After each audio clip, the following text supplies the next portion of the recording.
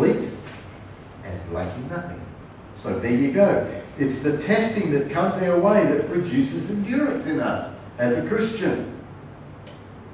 Now remember, the enemy will try to try to convince you that God doesn't love you.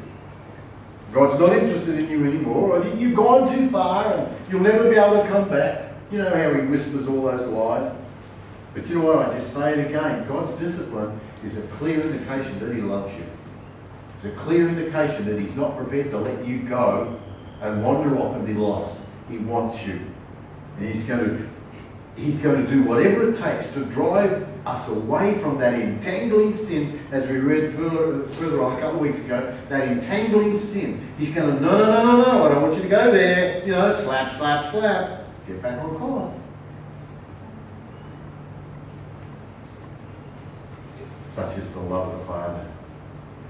Now, verse 11 is one of the most truthful verses you'll ever read in the Bible.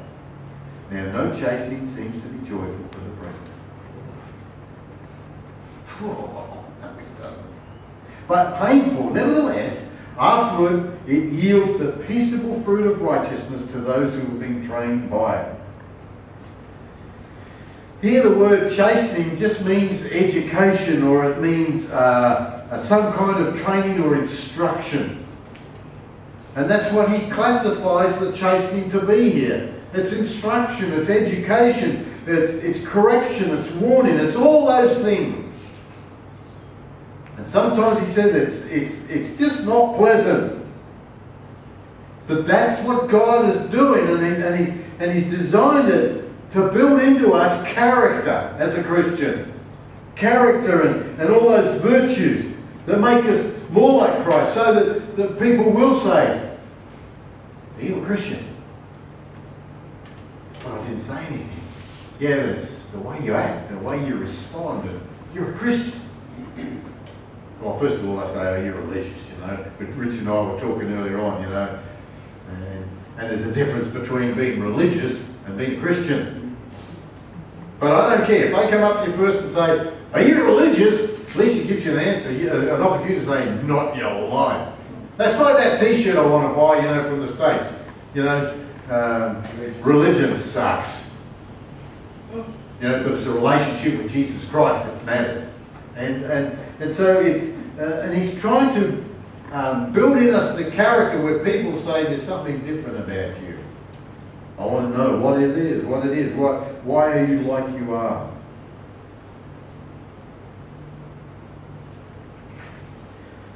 As a parent, you know, in our permissive society, it's tough to discipline kids, isn't it? You know, you see them out there, and it's, you know, it takes. First of all, discipline takes energy. Now, sometimes you think, "Oh my goodness me," you know. That's where we've got to be careful, because that's when the hand gets too heavy, you know. But you know, it takes energy. It takes time. It takes love. Much love. God's got the time, God's got the energy, and God is love. And so he's going to discipline. He's going to build in us great character because of that love. You know, what we see a lot of, it's not everywhere and it's not everybody, but oh boy, we're seeing a lot of undisciplined stuff go on out there in the society today, you know. I just thought about this as I look at this, and on those three bases, you know, it takes energy, and it takes time, and it takes love. You know what I'm suggesting to you? There are many people, many families in the world where they're not prepared to put the energy in all the time, and they haven't got the love, really, to the kids.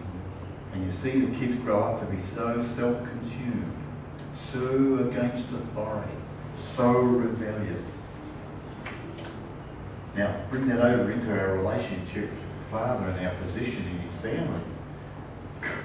I'm going to tell you right now, God loves you too much to allow that to happen. He's got those three ingredients, lots of it, and he's prepared to invest in your life. You remember the old saying, you know, well, God loves me just the way I am, and so I want to go on living like that. But then you've got to come back and, yeah, well, they love you too much to leave you that way. You know? And that's the reality. That's the reality. you know. And so, as we ought to love our kids and put energy and time into discipline, so God will do it for His kids too. And we need to allow Him to do that and not be disappointed and not be discouraged by it, because it really proves that we belong to His family. Proverbs 23:13-14 says, "Do not withhold discipline from a child. If you strike him with a rod, he won't die. If you strike him with a rod, you'll save his soul from hell." And so you see how the writer is saying there, the man of wisdom was saying, you know what, it's wise for you. You're saving your child from hell if you discipline. Got a lot of kids that have grown up and still growing up, you know, who've been shattered by Dr. Spock. You know, that's not in them. Let's just tell them they're lovely. Let's not discipline. Let's not give boundaries. And what do we get? We get a whole rebellious generation that are lost. Don't know what's going on. How do we discipline? Well, I know a family how they discipline.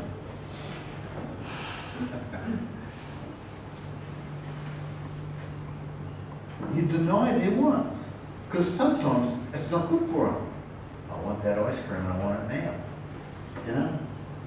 We know when we know it's detrimental to them, or they've been disobedient, we don't give them what they want. And it's part of the discipline process. Well, it says that, you know, if I don't do what I'm told, or if I don't stay within the boundaries of what's expected in the family, then I'm not going to enjoy that, or I'm not going to enjoy that. So, you know, sometimes there's a denial of the wants. Isn't there a lot of things when you go shopping that you want? I want that, I want that. And Rel, we go shopping together, she says, I'm just going in the Mills or something, and I go, oh, exciting, you know. Now, you know, I'll go to Nick Smith, you know. And you look at all that stuff, you come out there with a list of stock. I've got a stock answer for them now. I'm just drinking what I can afford, and I buy it, you know. And they leave you alone, and you just keep looking. But, you know, God has to deny us our wants a lot of the times because it's not valuable for us. It gets us sidetracked. Of course, then, excuse me, also, there's another tactic that we use with children. Time out.